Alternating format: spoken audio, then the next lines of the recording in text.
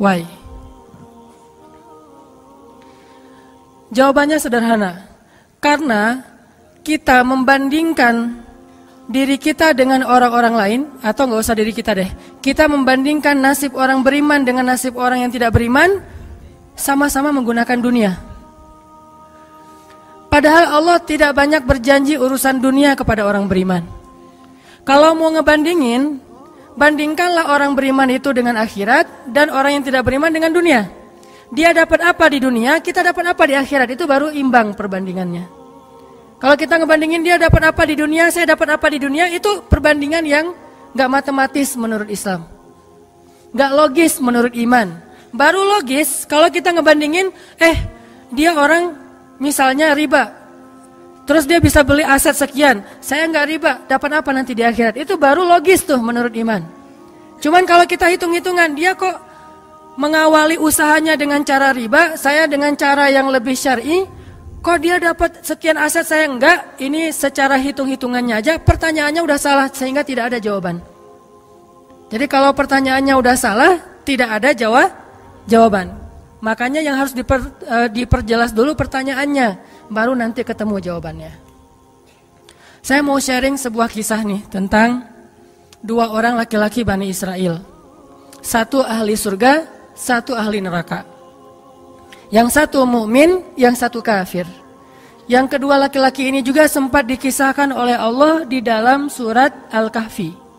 Nanti teman-teman yang rajin baca Al-Kahfi pada hari Jumat bisa cek tuh. Salah satu kisah di surat Al-Kahfi itu kisah dua laki-laki Bani Israel, yang satu kaya, yang satu miskin, yang satu kafir, yang satu mukmin. Ceritanya dua orang laki-laki Bani Israel ini sama-sama Allah karuniai rezeki sebanyak 4.000 dinar. Sekarang 1 dinar itu kurang lebih sekitar 2,5 juta. Jadi ada 4.000 di dinar. Lalu laki-laki kaya, laki-laki kafir, laki-laki yang tidak beriman, membeli sebuah rumah yang sangat bagus di puncak bukit dengan view yang luar biasa dengan harga 1.000 dinar. Sehingga kemudian dia datang kepada temannya yang mukmin, dia bilang, "Hei, yuk ke rumah saya tunjukin rumah baru saya." Datang nih ke rumah baru laki-laki yang tidak beriman. Pas ngelihat dari gerbangnya luar biasa, tamannya luas, ada rusanya, ada kijangnya, ada marmutnya, ada segala macamnya, ada onta, ada kuda, lengkap aja tuh. Ini rumah atau kebun binatang ya? Pokoknya rumahnya keren aja.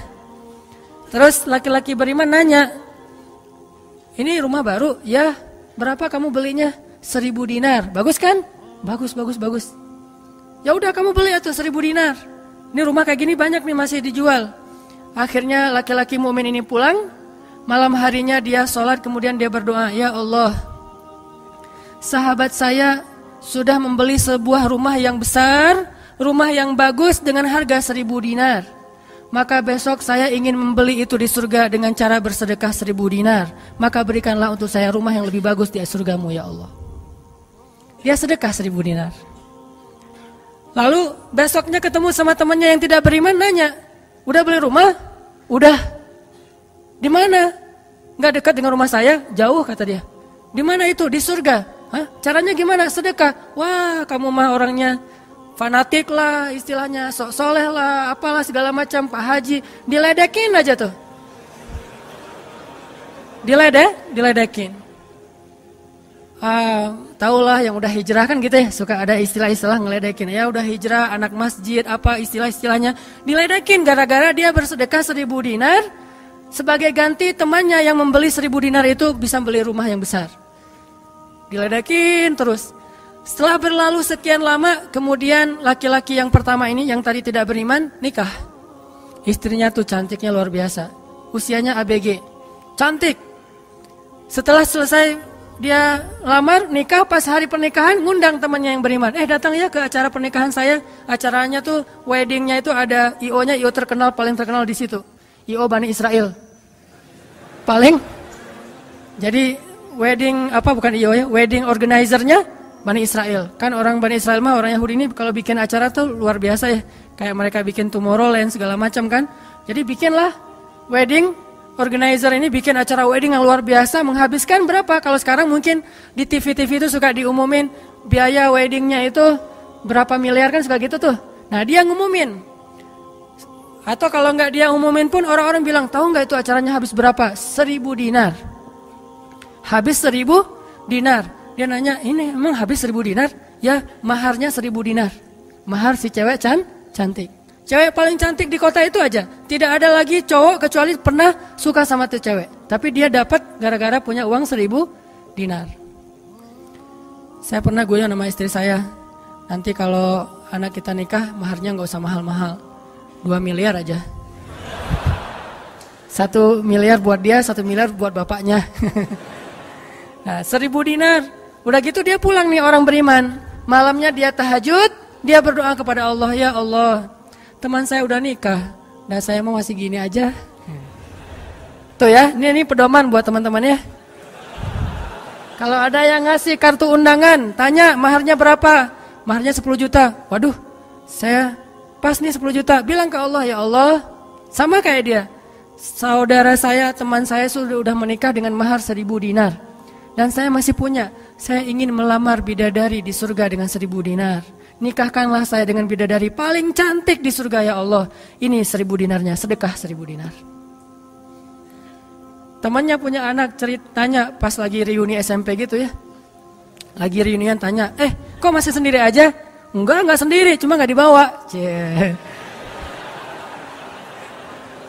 Itu trik menjawab pertanyaan yang nyelekit tadi. Loh kok kamu sendiri?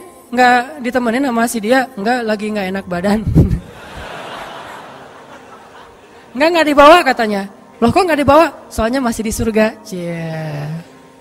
Udah aja. Oh di surga gimana caranya? Sedekah 1.000 dinar. Wah lo benerannya keterlaluan lo. Udah habis-habisan dibully. Dibully habis-habisan gara-gara dia nggak melamar cewek dengan 1.000 dinar, malah pakai sedekah untuk melamar bidadari Hurul Ain. Baca surat Ar-Rahman paragraf terakhir tentang Hurul Ain. Fihinna qasiratut tarfi lam yatumithunna insun qablahum wala jan. Gak ada manusia yang kayak gitu. Qasiratut tarf, cewek yang matanya besar tapi sayu. Matanya besar tapi sayu. Kalau mata saya kecil, matanya besar tuh. Orang sekarang kan banyak pengen mata besar, sampai diedit dulu di B berapa tuh? Aplikasi teh. Ah itu. Di Fotoras lah, apalah diedit supaya matanya disobek dikit bagian ininya jadi besar gitu ya. Dikasih eyeshadow, dikasih apa segala macam supaya matanya besar. Kenapa? Mata besar itu simbol dari kecantikan. Makanya bidadari itu bahasa Arabnya Hurul Ain, yang matanya besar. Lam yatumithunna insun qablahum walajan. Belum pernah disentuh. Disentuh doang loh ya, bukan yang lain. Cuma disentuh aja, belum pernah oleh manusia dan jin. Murni, asli, original. Belum pernah dilihat oleh siapapun, benar-benar tersimpan.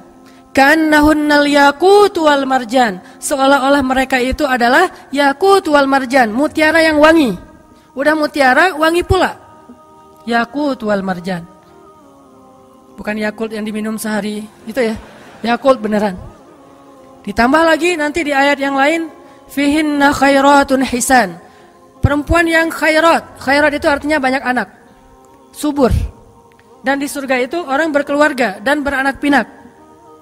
Sehingga seseorang ketika pengen punya anak langsung punya anak, tidak perlu 9 bulan hamil.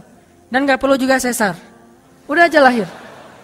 Lahir dengan cara yang Allah ciptakan, sangat indah, tidak perlu ada wahnan ala wahnin, tidak ada kepayahan demi kepayahan, lahir anak. Dan anaknya bisa pesen, request. Ya Allah, saya pengen anak laki-laki, tapi modelnya gini. Nah, bisa. Kalau di dunia kan gak bisa request, terima aja apa adanya ya. Oh gini, ternyata gak mirip. Cuma di dunia, di akhirat mah bisa request segalanya sesuatu juga bisa request. Udah aja kayak gitu, hurul ain. Sehingga dia tahu gimana pun cewek ini cantik, tidak pernah bisa mengalahkan satu hurul ain. Seandainya jemari hurul ain, jari kelingking doang dikeluarin dari surga ke dunia, maka cahaya matahari akan tertutup oleh cahaya jari kelingkingnya hurul ain. Kalau hurul ain sempat keluar dari surga, jatuh ke bumi, kau bidadari jatuh dari langit gitu kan ya. Nah, jatuh tuh ke bumi beneran, maka nafasnya satu kali dia bernafas, semua manusia akan mati karena tergila-gila kepada dia. Harumnya nafas hurul ain. Gak usah dibayangin, ntar makin gak bisa tidur. Sekedar ilustrasi doang nih. Akhirnya dia lamar tuh hurul ain dengan sedekah 1000 dinar. Udah aja sih kayak gitu. Dan dia merasa, alhamdulillah saya lebih beruntung dari dia. Saya lebih beruntung dari dia. Gitu matematika mukmin. Baru setelah beberapa tahun, teman yang pertama tadi yang tidak beriman beli kebun. Kebun yang sangat luas. Lalu ngajak lagi teman yang beriman, yuk ke kebun saya. Kamu udah punya kebun? Udah, datang aja. Kamu tahu nggak nih kebun yang saya beli berapa? 2000 dinar. Kebun korma yang sangat luas, yang di dalamnya ada mata airnya sendiri, yang tidak seolah-olah tidak ada batas ketika kita memandangnya. Terus sepanjang mata memandang. Kebun kurma yang rindang, 2000 dinar. Lalu laki-laki ini pulang lagi, ya Allah, izinkan saya membeli kebun-kebun surgamu dengan 2000 dinar, karena saudara saya itu udah membeli kebun di dunia. Sedekah lagi 2000 dinar. Terus kayak gitu sampai mereka tua. Yang satu meninggal dalam keadaan kaya raya tapi kafir, yang satu lagi meninggal dalam keadaan miskin tapi beriman. Siapa lebih beruntung? Tergantung matematika yang dipakai. Kalau matematikanya materi duniawi, pasti orang yang pertama yang tidak beriman lebih beruntung. Bisa menikmati dunia habis-habisan sampai hari tuanya. Tapi kalau matematikanya matematika mukmin, Rabbani, maka pasti yang kedua lebih beruntung dari yang pertama. Nanti setelah mereka meninggal, ini ceritanya panjang sekali dan kemudian jadi salah satu tafsir dari Al-Quran surat As-Saffat yang nanti kita baca. Di akhirat, kalau teman-teman tahu, kalau kita baca tafsir itu ternyata ya, di surga itu punya jendela. Kayak rumah punya jendela. Cuman saya nggak tahu seperti apa bentuk jendelanya, karena surga itu kata Nabi, ma la ainun ra'at wa la udhunun sami'at. Yang nggak pernah dilihat oleh mata, yang nggak pernah didengar oleh telinga, yang nggak pernah dibayangkan oleh imajinasi manusia. Yang jelas ada jendela tuh di surga. Nah, jendela ini apa? Jendela ini dipakai untuk mengintip ke neraka. Jadi nanti kalau ada kisah-kisah penduduk surga menyelamatkan orang-orang di neraka, itu lewat jendela itu. Kalau ada cerita penduduk surga dan penduduk neraka berdialog, itu lewat jendela itu. Bukan keluar dulu, sama-sama keluar, terus ada ruangan khusus dialog gitu, enggak. Atau pakai misalnya Skype gitu ya. Nelpon neraka pakai Skype. Tling, lagi disiksa, aduh ada yang nelpon, bentar dulu. Kan enggak ada yang gitu ya. Ini mah pakai jendela, jadi jangan pakai imajinasi teknologi yang sekarang. Nggak ada Skype, nggak ada WhatsApp call, video call gitu. Nggak ada line, yang ada lewat jendela. Begitu dia ngelihat ke jendela, dia langsung Allah berikan dimensi melihat neraka. Langsung Allah kasih ruang untuk bisa melihat neraka. Di neraka itu dia akan bertanya kepada malaikat neraka, ngasih kayak kertas gitu. Tolong cariin yang namanya ini. Cariin. Oh ya, ini masa nggak kenal, kayaknya di surga. Emang siapa? Hanan Ataki. Penduduk malaikat neraka mah nggak kenal. Amin. Aminin atuh. Mudah-mudahan semua kita tidak dikenal di neraka. Dikenal di surga insya Allah. Kalau ini mah nggak boleh heureuy. Ini serius nih mah. Udah aja ngasih nama gitu ya ke malaikat penjaga neraka. Kenal nama ini nggak? Oh ntar dulu nanya ke yang lain. Kenal nama ini nggak? Wah ada tuh yang di pojok sana tuh lagi dihabis-habisin sama malaikat. Udah malaikat yang itu bawain sini gitu. Pas dibawain ternyata itu adalah laki-laki tadi yang di dunia saling bersaing dalam memperkaya diri. Satu memperkaya diri di dunia, yang satu lagi memperkaya diri di akhirat. Bro, gimana nasib lo sekarang? Waduh, saya sekarang disiksa segala macam, dia ngaku kesalahannya. Lah kamu gimana? Dulu kamu katanya beli rumah di surga, terus nikah di surga, terus beli kebun di surga, udah dapat. Wah, bukan dapat lagi. Ternyata 1000 dinar itu bukan satu istana loh bro. 1 dinar itu sekian ribu istana. Sekarang saya 1000 dinar, bayangin aja. Hah gitu? Makin sakit kan ya? Makin nelangsa, makin stres. Udah di neraka stres pula, stroke lagi. Kena kejang-kejang gitu. Nggak di neraka kejang-kejang aja nggak enak, stroke nggak enak, apalagi udah stroke-nya di neraka kan lebih nggak enak tuh. Orang kena penyakit jantung di dunia nggak enak, ini penyakit jantungnya di neraka lebih nggak enak lagi. Ini mah imajinasi saya. Sesuai dengan di Al-Quran surat As-Saffat, dialog antara penduduk surga dan penduduk neraka. Inilah teman-teman matematika untuk mengukur siapa lebih beruntung. Sehingga kita tidak perlu bertanya, kenapa? Why? Saya udah hijrah kok makin susah hidup saya? Dunia itu, akhirat enggak. Kalau kita mengukur amal kita hanya dengan dunia, kita bakal sering kecewa karena Allah tidak menilai dunia ini bahkan lebih ringan daripada 11 sayap nyamuk. Seandainya kata Nabi dunia ini di mata Allah ada harganya, pasti Allah gak mau ngasih dunia kepada orang yang tidak beriman, gak mau. Berhubung dunia ini tidak ada nilainya, Allah kasihlah kepada orang yang tidak beriman. Sedangkan yang bernilai, Allah simpan untuk orang yang beriman dan sabar. Pakai kacamata Rabbani, cara pandang Allah Subhanahu Wa Taala. Sehingga ketika kita hijrah, kita minta tolong kepada Allah urusan dunia, tetapi kita yakin kalau kita istiqomah, ikhlas, maka di akhirat wa ma indallahi khair. Itu harus jadi mantra yang kita ulang-ulang tuh. Kalau teman-teman lagi cemburu dengan dunia seseorang, bilang wa ma indallahi khair. Apa yang ada di sisi Allah lebih baik. Udah gak jadi cemburu tuh. Saya pakai itu sebagai terapi buat diri saya sendiri. Kalau saya lagi ada rasa kayak kepengen apa yang orang punya, ada rasa iri, ada rasa cemburu, ada rasa kayak merasa orang lain lebih beruntung dari kita, saya selalu pakai mantra wa ma indallahi khair, wa ma indallahi khair, wa ma indallahi khair. Sehingga hilanglah rasa cemburu itu. Apa yang ada di sisi Allah lebih baik, apa yang ada di sisi Allah lebih baik, apa yang ada di sisi Allah lebih. Walal akhiratu khairul laka minal ula, wal akhiratu khairu wa abqa.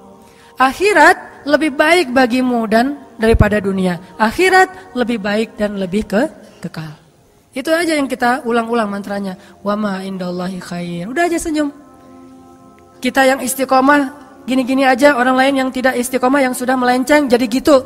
Ya udah, apa yang di sisi Allah lebih baik. Ada yang gara-gara misalnya dukun bertindak jadi nikah. Kita bertindak sendiri enggak nikah-nikah misalnya ya. Ya udah aja, wa ma indallahi khair. Dan apa yang ada di sisi Allah itu bukan hanya akhirat tetapi juga dunia. Cuman Allah tidak memberikannya dalam waktu yang segera kepada mukmin karena Allah ingin melihat dulu ketabahan, kesabaran dan keistiqomahan kita. Matematika itu coba kita pakai dalam hidup. Kayak saya pernah dulu banget awal-awal saya di Bandung masih senang usaha-usaha gitu sebelum ada dakwah. Kan pertama saya masuk ke Bandung bukan berdakwah. Lama-lama setelah lelah berusaha akhirnya berdakwah. Karena nggak mendapatkan kebahagiaan hanya dengan harta. Kan dulu saya pernah usaha bisnis pulsa yang saya pernah cerita. Ada 60 cabang pulsa saya di Bandung. Terus naik lagi bisnis jual beli mobil bekas. Beli, jual. Terus terakhir pernah main properti walaupun nggak sampai punya klaster, sampai punya perumahan. Tapi 1-2 properti beli, jual lagi, perbaiki, jual dan segala macam. Waktu itu saya sempat hampir kegoda sama teman saya yang beli beberapa aset ruko di daerah Antapani. Dulu Antapani nggak seperti sekarang, masih murah-murah tuh rukonya. Dan kan cepat banget tuh perkembangan Antapani ya. Dia beli tuh 1 ruko di Antapani dengan DP, lalu dia cicil. Nah, cicilannya ini dibayar oleh yang kontrak. Kebetulan ruko dia dikontrak oleh warung Padang. Sehingga dia paling nambah-nambah dikit lah, walaupun yang nggak bisa utuh, tapi dia nambah-nambah dikit. Ini udah azan? Udah? Oh, nanti ceritanya next, insya Allah habis sholat isya. Barakallah. Bismillahirrahmanirrahim. Tadi sampai di mana teman-teman? Oh iya, Antapani ya, sampai Antapani. Nah waktu itu nggak ada basa-basi, langsung aja Bismillahirrahmanirrahim. Teman-teman kita lanjutkan sampai di Antapani. Jadi teman saya tuh ada yang investasi dengan beli salah satu ruko di Antapani dengan cara nyicil DP, terus yang bayar cicilannya itu adalah yang kontrak. Kalau nggak utuh pun dia tambahin sedikit lah. paling nambahin 500.000 sebulan. Setelah kurang lebih 3 tahun, akhirnya itu udah lunas, dia bisa nge-DP-in lagi yang baru. Setelah sekitar 5 tahun berjalan, saya ketemu lagi sama dia. Dia bilang, ini semuanya udah ruko saya nih. Udah ada sekitar 6 ruko yang dia punya. Dan setengahnya dipakai sama Alfamart. Sisanya dipakai ada warung Padang, ada apa di situ. Sehingga dengan cara dia bisa cepat berkembang. Saya di awal menganggap diri saya itu agak-agak idealis. Anggapan pertama, waduh saya ini kayaknya terlalu idealis kali ya gitu. Mulai galau kan, mulai tidak istiqomah. Jangan-jangan saya terlalu kaku nih dalam agama. Lagi nyari-nyari dalil mana nih yang membolehkan gitu kan ya. Biasalah apalagi ustadz kan bisa ngotak-ngatik gitu kan. Sampai bisa menemukan dalil boleh, tapi gak nemu. Akhirnya yang bisa menguatkan hati apa? Wa ma indallahi khair. Apa yang ada di sisi Allah lebih baik.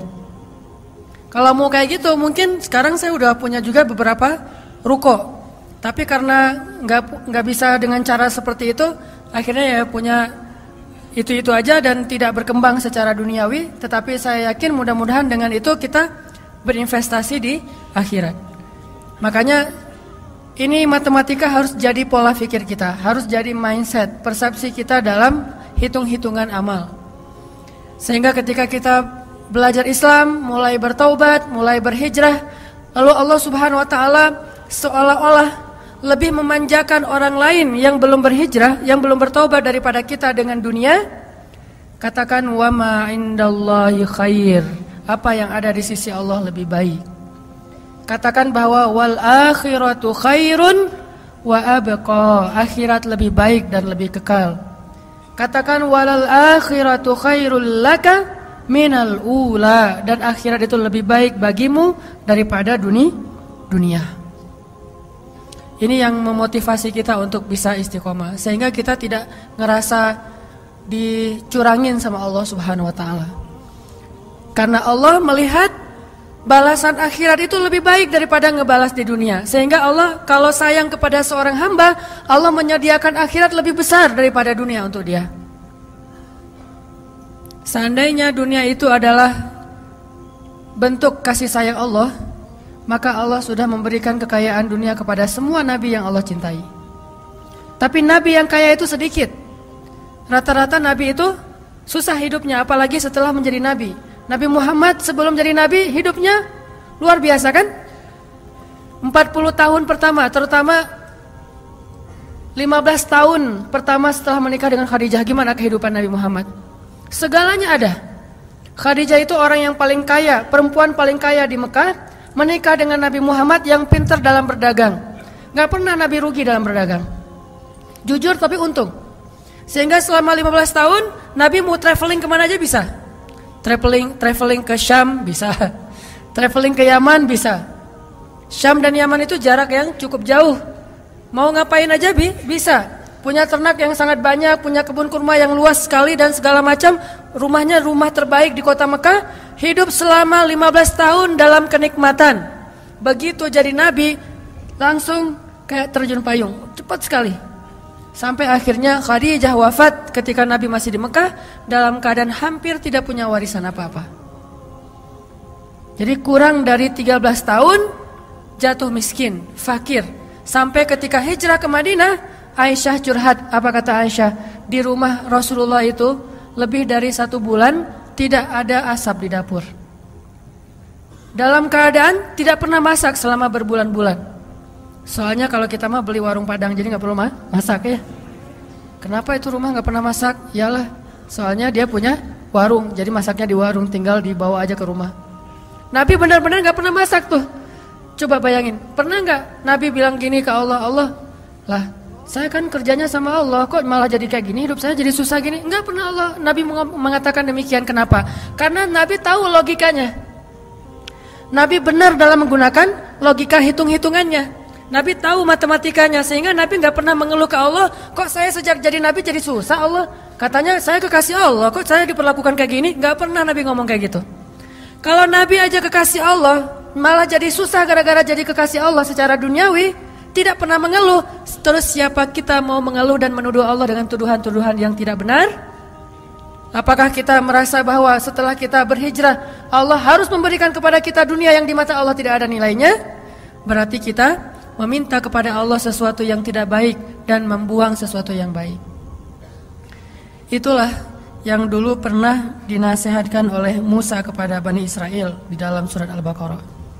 Coba teman-teman lihat di surat Al-Baqarah itu ayat 61.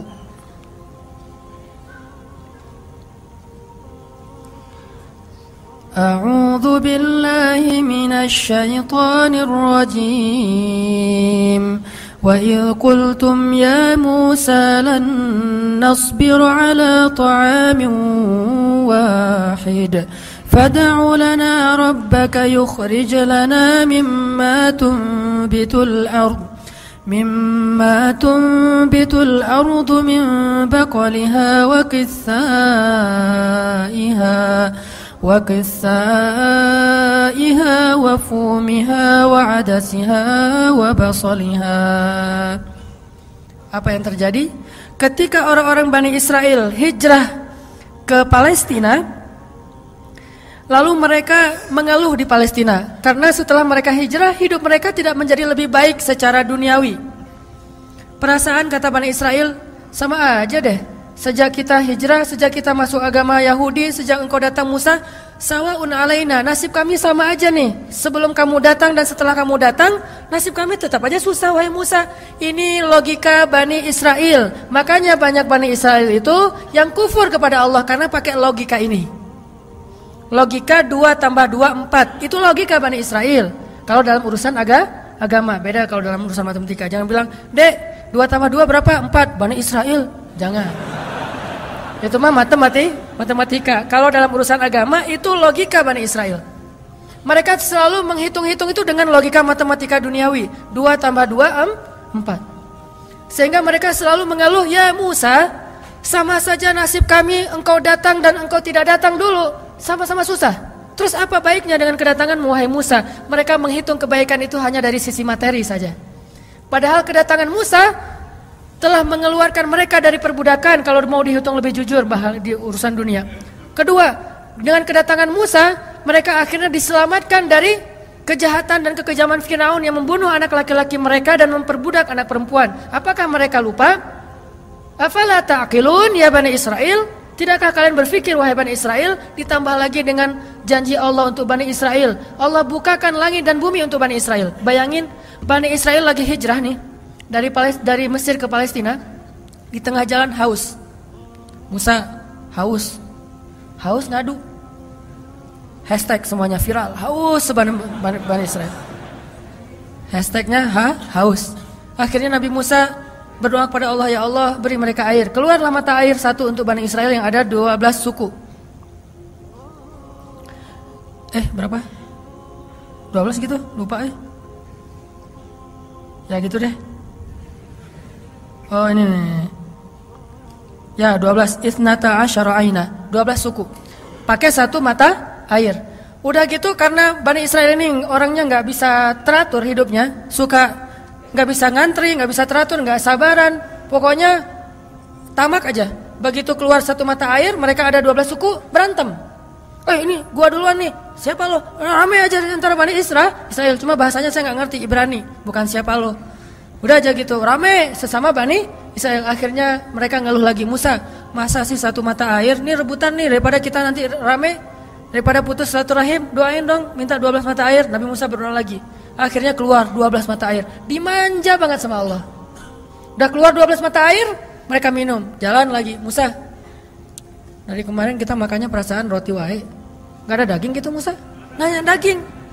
Ini kayaknya nih buffetnya gak internasional nih, Asian food gitu, nasi gitu ya. Saya pengen sekali-kali dong Musa cari yang buffet yang international food gitu. Akhirnya Allah kasih man nawassal, kasih burung datang sendiri untuk disembelih. Datang tuh burung terbang depan Bani Israel, nunduk langsung gini. Enggak. Coba, burung Bani Israel. Coba ada nggak burung kayak gitu sekarang? Bebek gitu ya. Pak, hari ini kita masak bebek. Oh boleh.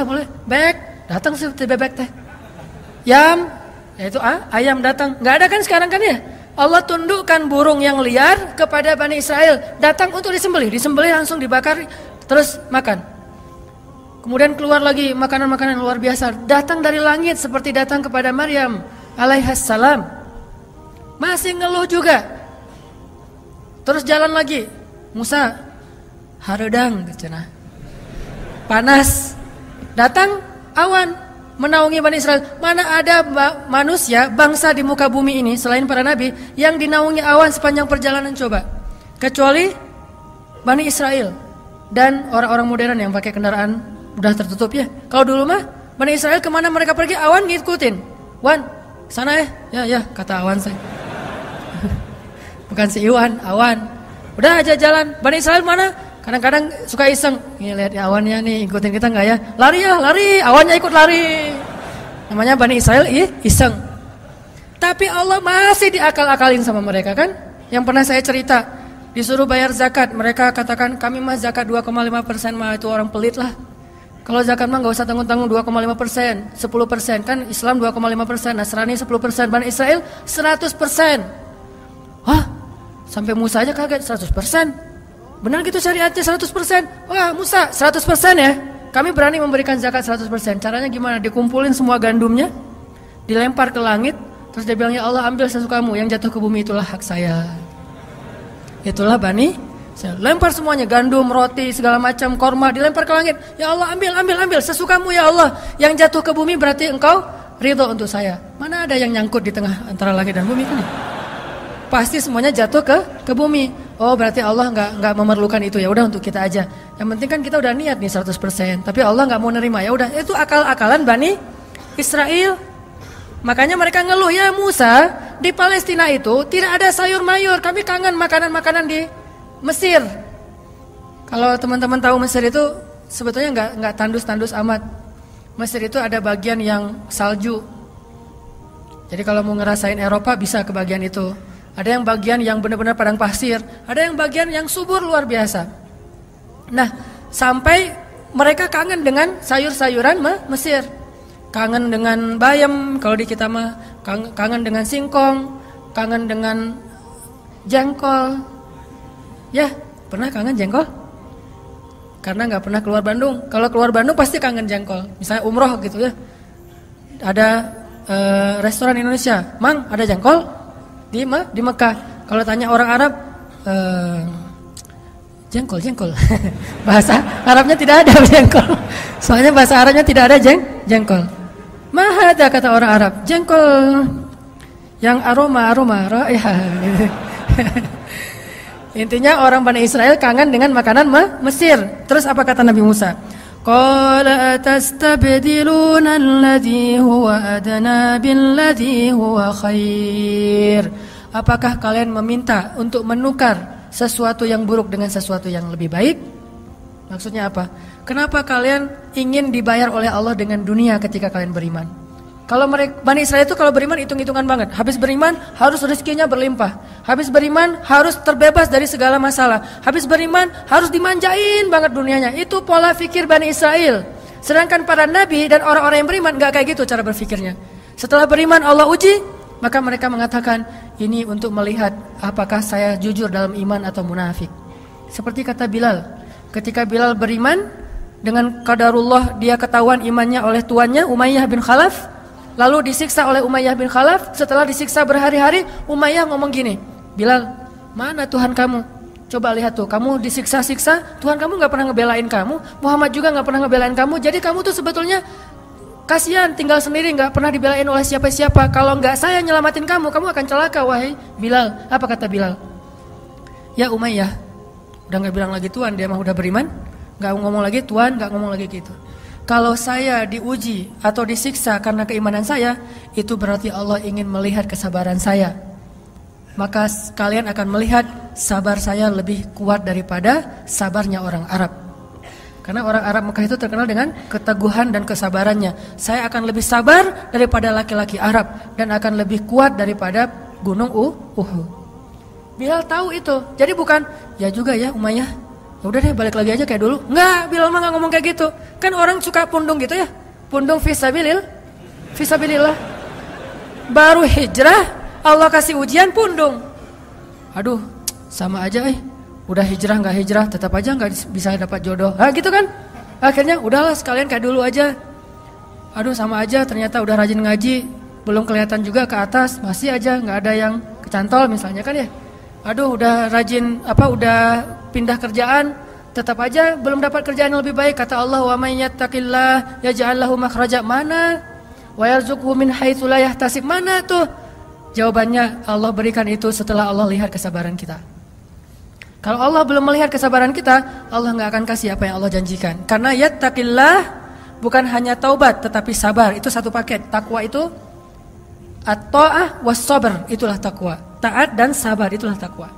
Wa may yattaqillah, siapa yang taat lalu sabar, baru Allah janjikan yaj'al lahu makhraja wa yarzuqhu min haitsu la yahtasib wa may yattaqillaha yaj'al lahu min amrihi yusra wa may yattaqillaha yukaffir anhu sayyi'atihi wa yu'zim lahu ajra.